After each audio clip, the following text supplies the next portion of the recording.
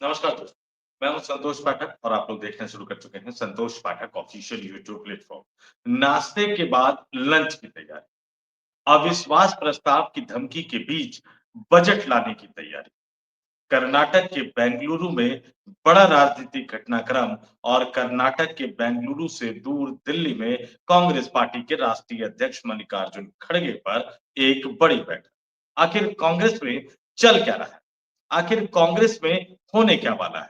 आखिर राहुल गांधी क्या बड़ा फैसला करने वाले हैं? और क्या जिन 3 राज्यों में कांग्रेस पार्टी की सरकार है, कर्नाटक, हिमाचल प्रदेश और तेलंगाना, उसमें से कर्नाटक में कांग्रेस पार्टी की सरकार की विदाई होने जा रही है।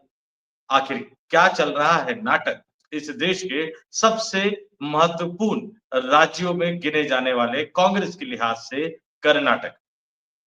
कर्नाटक के नाटक की एक-एक गुत्थी अपनी इस स्टोरी में सुलझाने की कोशिश मैं करूँगा और राहुल गांधी क्या बड़ा फैसला कर चुके हैं। और एक बार फिर से कांग्रेस पार्टी में सचिन पायलट, सिंहदेव, ज्योतिरादित्य सिंधिया की कहानी दोहराई जाने वाली है और अगर इनकी कहानी दोहराई जाएगी तो फिर क्या मध्य प्रदेश, छत्तीसगढ़ और राजस्थान की तरह कांग्रेस पार्टी के हाथ से एक और राज्य जाने वाला है। और मैंने कहा कि चल क्या रहा है, हो क्या रहा है, क्या होने वाला है, क्या फैसला राहुल गांधी कर चुके हैं, इन तमाम चीजों की जानकारी इस स्टोरी में मैं एक-एक करके आपके सामने रखूंगा। लेकिन आज शुरुआत एक धन्यवाद के साथ करना चाहता हूँ। हमारे संतोष पाठक ऑफिशियल यूट्यूब मंच का जो कारवां है, वो 1 लाख को पार कर गया है। 1 लाख से ज़्यादा सब्सक्राइबर्स हमारे साथ जुड़ गए हैं। लेकिन हमारे लिए ये सिर्फ़ एक आंकड़ा भर नहीं है। हमारे लिए ये 1 लाख से ज़्यादा लोग सिर्फ़ सब्सक्राइबर नहीं हैं, बल्कि हमारे परिवार के हिस्से। तो आप सबका धन्यवाद, आभार। इसी तरह से अपना साथ, सहयोग, समर्थन और समर्पण हमारे साथ बनाए रखिएगा। और अब हम आते हैं आज की इस बड़ी स्टोरी में, नाश्ते पर एक बड़ी बैठक हुई। नाश्ते पर एक बड़ी बैठक से ये कहा गया कि समझौते का फॉर्मूला निकल कर सामने आ सकता है। कर्नाटक में सरकार बच सकती है। नाश्ते के इस बैठक से ये तय हो सकता है कि मुख्यमंत्री बदला जाएगा या नहीं बदला जाएगा। ये भी तय हो सकता है कि कर्नाटक में सरकार बची रहेगी या नहीं बची रहेगी। और यहाँ तक कहा गया कि कांग्रेस पार्टी को चलाने वाले राहुल गांधी के निर्देश पर यह नाश्ते की बड़ी बैठक हुई थी। और इस बैठक के बाद अब लंच की बात कही जा रही है, अविश्वास प्रस्ताव की खबरें भी निकल कर सामने आ रही है। लेकिन इसके बाद जो संयुक्त प्रेस कॉन्फ्रेंस हुई, उसमें क्या कहा गया? क्या कुछ निकल कर सामने आया? कैसी-कैसी बातें कही गई? इन तमाम चीज़ों को एक-एक करके मैं आपके सामने रखूँगा। शुरुआत कर देता हूँ कि कर्नाटक में मुख्यमंत्री के पद को लेकर सिद्धारमैया और डीके शिवकुमार के बीच में मचे घमासान के बीच आज सुबह 10 बज के 15 मिनट पर यानी सवा 10 बजे मुख्यमंत्री सिद्धारमैया और उप मुख्यमंत्री डीके शिवकुमार ने एक साथ ब्रेकफास्ट किया। और जैसा कि मैंने कहा कि ब्रेकफास्ट के बाद एक संयुक्त प्रेस कॉन्फ्रेंस भी। ये दिखाने की कोशिश कांग्रेस की तरफ से की गई कि कांग्रेस में सब कुछ ठीक-ठाक चल रहा है, कहीं कोई विवाद नहीं है, कहीं कोई लड़ाई-झगड़ा नहीं है और कांग्रेस में एकजुट होकर सरकार काम कर रही है। 1 घंटे के बाद यानी जो नाश्ता हुआ सवा 10 बजे, इसके 1 घंटे के बाद यानी सवा 11 बजे जो जॉइंट प्रेस कॉन्फ्रेंस हुई, उसमें कर्नाटक के मुख्यमंत्री सिद्धारमैया ने कहा भी कि हमारे बीच कोई मतभेद नहीं है और ना ही भविष्य में होगा। हम सब साथ मिलकर काम करेंगे।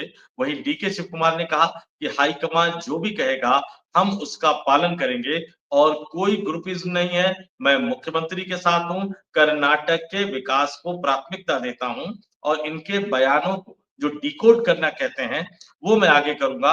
लेकिन जैसा कि कहा गया 2023 में कर्नाटक में विधानसभा चुनाव हुआ।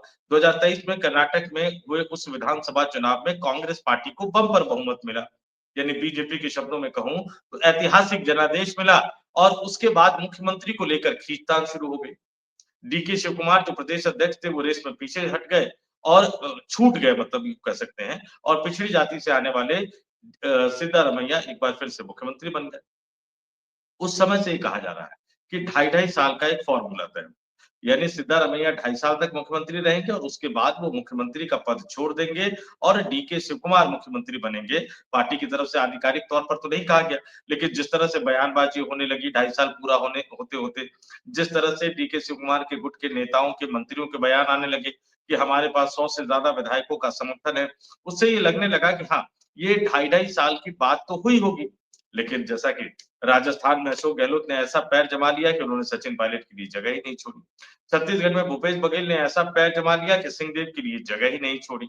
मध्य प्रदेश में 15 सालों बाद सत्ता में हाथ में आई, लेकिन दिग्विजय सिंह के समर्थन से कमलनाथ ऐसा जम गए कि ज्योतिरादित्य सिंधिया को पार्टी ही छोड़कर जाना पड़ा। उसी तरह से कर्नाटक के बारे में भी ये तमाम चीजें कही जा रही हैं। लेकिन क्या नाश्ते के बाद सब कुछ सुलझ गया? आगे भी इन लोगों ने बहुत कुछ कहा। सिद्धारमैया ने कहा कि भारतीय जनता पार्टी और जनता दल सेकुलर जो कि एचडी देवगौड़ा की पार्टी है, उनको झूठे आरोप लगाने की आदत है। बीजेपी और जेडीएस ने ये जो बयान दिया था कि वो अविश्वास प्रस्ताव लाएँगे, उस पर पलटवार करते हुए सिद्धारमैया ने कहा कि उनके पास सिर्फ 60 विधायक है और हमारे पास 140 वे हमारी संख्या का मुकाबला नहीं कर सकते। वहीं शिव कुमार ने सीधे-सीधे कहा कि आप सभी के सपोर्ट से हम कांग्रेस सरकार लाए हैं, जनता को संबोधित करते हुए और अपने वादे के मुताबिक काम कर रहे हैं। राज्य के लोग अपना पूरा सपोर्ट दे रहे हैं और हमें उनकी इच्छाएँ पूरी करनी है, हम उस दिशा में काम कर रहे हैं। सीएम ने यानी मुख्यमंत्री सिद्धारमैया ने जो भी कहा, मैं मुख्यमंत्री के साथ हूँ। और आगे क्या कह रहे हैं डीके शिव कुमार? जहाँ तक लीडरशिप के मामले की बात है, हम अपनी पार्टी हाईकमान को मानते हैं। वे जो भी कहते हैं ये हमारा फैसला है, हम पार्टी के वफादार सिपाही रहे हैं। हम जानते हैं कि हमारे देश में पार्टी मुश्किल दौर से गुज़र रही है, लेकिन हमें भरोसा है कि कर्नाटक एक बड़ी भूमिका निभाएगा और हम 2028 में सरकार दोहराएँगे और यही डीके शिव कुमार ने कहा। यही सिद्धारमैया ने कहा और सिद्धारमैया ने अब मैं इनके बयानों को एक तरह से डिकोड करता हूँ, फिर मैं अंदर की खबर भी आपको बताऊँगा। सिद्धारमैया ने कहा कि प्राथमिकता है कि 2028 में भी हम सरकार बनाएँगे, सरकार अच्छी तरह से चलेगी। यानी उन्होंने इशारा दे दिया कि 2028 तक तो मैं मुख्यमंत्री कम से कम राज्य का बना ही रहूँगा। यानी वो अपनी बात पर अडिग है कि इस विधानसभा में, वर्तमान विधानसभा में वो मुख्यमंत्री का पद कतई नहीं छोड़ने जा रहे हैं। वहीं डीके शिव कुमार ने क्या कहा कि जहाँ तक लीडरशिप के मामले की बात है, हम अपने पार्टी हाईकमान का फैसला मानेंगे। यानी डीके शिव कुमार ने एक तरह से गेंद एक बार फिर से पार्टी हाईकमान यानी राहुल गांधी के पाले में डाल दी है कि गांधी राहुल जी आपने ढाई-ढाई साल का वादा किया था, अब ये आपके ऊपर है कि आप अपने वायदे को पूरा करते हैं या नहीं करते हैं। कर्नाटक में आपको बता दूँ कि आज जो तारीख है 29 और आज से 9 दिन पहले यानी 20 नवंबर को ही सिद्धारमैया सरकार का 2.5 साल पूरा हो चुका है और उसके बाद से ही लगातार इस तरह की बातें, इस तरह की माँगे उठकर निकल कर सामने आ रही है। अब बताता हूँ आपको अंदर की खबर। अंदर की खबर क्या है? सिद्धारमैया कैबिनेट में फेरबदल करना चाहते हैं। डीके शिव और संगठन में भी बदलाव चाहते हैं। डीके शिव कुमार कैबिनेट में किसी भी तरह के फेरबदल या संगठन में किसी तरह के फेरबदल से पहले उनके साथ जो वादा किया गया था ढाई-ढाई साल वाला, उस वायदे को वो पूरा करना चाहते हैं। यानी वो खुद मुख्यमंत्री बनना चाहते हैं। कांग्रेस आलाकमान की चिंता है कि अगर ये आपसी लड़ाई जारी रही, तो फिर संसद के शीतकालीन सत्र में वो सही तरीके से भारतीय जनता पार्टी और एनडीए गठबंधन की सरकार को घेर नहीं पाएँगे। इसलिए राहुल गांधी के संदेशे पर ये बैठक नाश्ते वाली बुलाई गई। सिद्धारमैया ने कहा कि बहुत जल्द वो डीके शिव कुमार के घर लंच पर जाएँगे, लेकिन ये नाश्ते वाली पॉलिटिक्स और लंच वाली जो पॉलिटिक्स है, जो कहा जाता है, उससे वो मामला कोई सुलझ नहीं रहा। क्योंकि डीके शिव कुमार जल्द से जल्द मुख्यमंत्री का पद चाहते हैं। कांग्रेस आलाकमान एक पिछड़े वर्ग से, पिछड़े समुदाय से आने वाले नेता को मुख्यमंत्री पद से हटाने को तैयार नहीं है। जी, आपने बिल्कुल सही सुना कि कम से कम राहुल गांधी आज की तारीख में वो पूरी तरह से एक तरह से स्पष्ट कर चुके हैं कि डीके शिव कुमार को मुख्यमंत्री पद के लिए इंतजार करना पड़ेगा। फिलहाल कांग्रेस पार्टी इस स्थिति में नहीं है कि वो सिद्धारमैया को हटा सके और सिद्धारमैया भी कुछ-कुछ महीनों के हिसाब से टाइम बाइंग कर रहे हैं।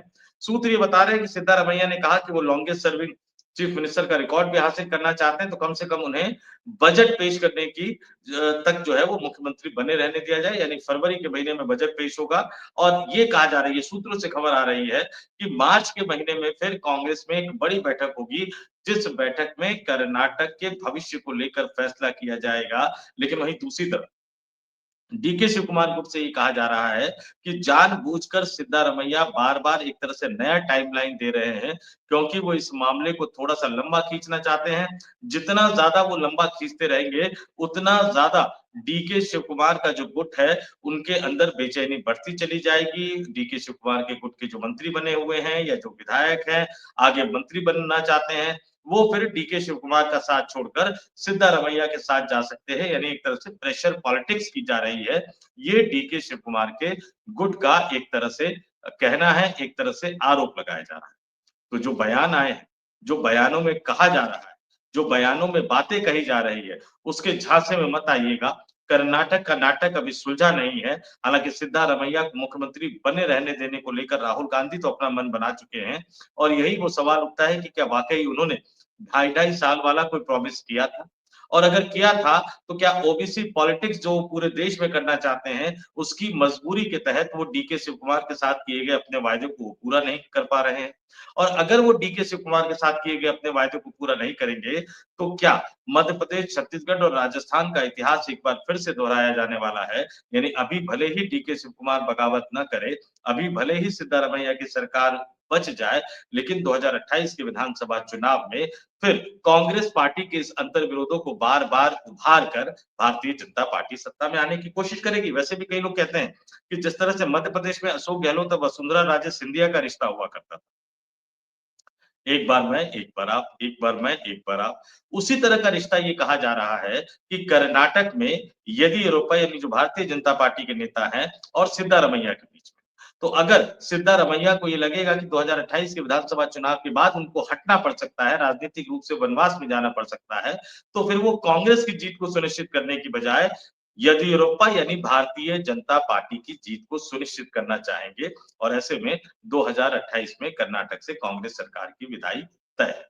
देखते हैं संसद के शीतकालीन सत्र के दौरान क्या होता है और कर्नाटक में जो बजट पेश करने की बात कह रहे हैं कर्नाटक के मुख्यमंत्री सिद्धारमैया, उस समय तक क्या-क्या होता है और मार्च के महीने में क्या वाक़ई कर्नाटक की राजनीति में कोई बड़ा बदलाव होने वाला है या ये खींचतान आने वाले दिनों में और ज़्यादा बढ़ती चली जाएगी और फिर ये सवाल उठेगा कि आखिर क्यों कांग्रेस आलाकमान अपनी ही गलतियों से सबक नहीं ले रहा है और इस बीच मेरी बात को ध्यान रखिएगा कि कांग्रेस पार्टी की राष्ट्रीय टीम में भी एक बड़े बदलाव की आहट सुनाई दे रही है, चाहे वो राष्ट्रीय संगठन महासचिव केसी वेणुगोपाल का मामला हो या मीडिया संचार को देख रहे जयराम रमेश का मामला हो या अन्य कई बड़े नेताओं का मामला हो, तो ये तमाम चीजें एक दूसरे से जुड़ी हुई है और राहुल गांधी मन तो बना चुके हैं, लेकिन वो परिस्थिति बस या कई बार प्रेशर में आकर भी बड़ा फैसला कर लेते हैं। तो मान लीजिए कि कर्नाटक में फिलहाल सिद्धारमैया की कुर्सी बच गई है, मैं स्पष्ट तौर पर, सीधे तौर पर कह रहा हूँ, फिलहाल सिद्धारमैया की कुर्सी बच गई है।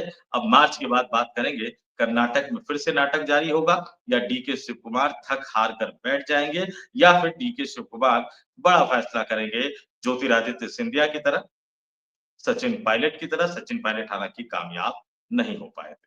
अपने तमाम दर्शकों से मैं कहूँगा कि कमेंट करके हमें ज़रूर बताइए कि कर्नाटक के इस नाटक को लेकर आपका क्या मानना है? राहुल गांधी के रवैये को लेकर क्या मानना है? और ब्रेकफ़ास्ट यानी नाश्ते पर जो डिप्लोमेसी जो राजनीति करने की कोशिश की गई, उसके फ़ेल होने को लेकर आपका क्या मानना है? और ये भी बताइएगा कि क्या आपको लगता है कि कर्नाटक में बहुत ज़्यादा दिनों तक अब कांग्रेस की सरकार टिक पाएगी या नहीं टिक पाएगी? और इसके साथ ये भी बता दीजिएगा कि क्यों राहुल गांधी बार-बार एक ही तरह की गलती दोहरा रहे हैं। ये उनके सलाहकारों की गलती है, ये कांग्रेस पार्टी के नेताओं की गलती है या राहुल गांधी की खुद की गलती है, राहुल गांधी की खुद की कमजोरी। तो इस वीडियो में इतना ही। मुझे दीजिए इजाज़त, जाते-जाते फिर आपसे अपील करूँगा वीडियो पसंद आया तो लाइक कीजिए, शेयर कीजिए, 2-4 लोगों तक पहुँचा दीजिए और जैसा कि मैंने आग्रह किया कमेंट करके हमें ज़रूर बताइए कि आपको ये स्टोरी कैसी लग रही है, सहमति, असहमति दोनों का स्वागत है। तो इस वीडियो में इतना ही। मुझे यानी संतोष पाठक को दीजिए इजाज़त। आप तमाम लोग देखते रहिए संतोष पाठक ऑफिशियल यूट्यूब प्लेटफ़ॉर्म। बहुत-बहुत धन्यवाद, नमस्कार, आभार।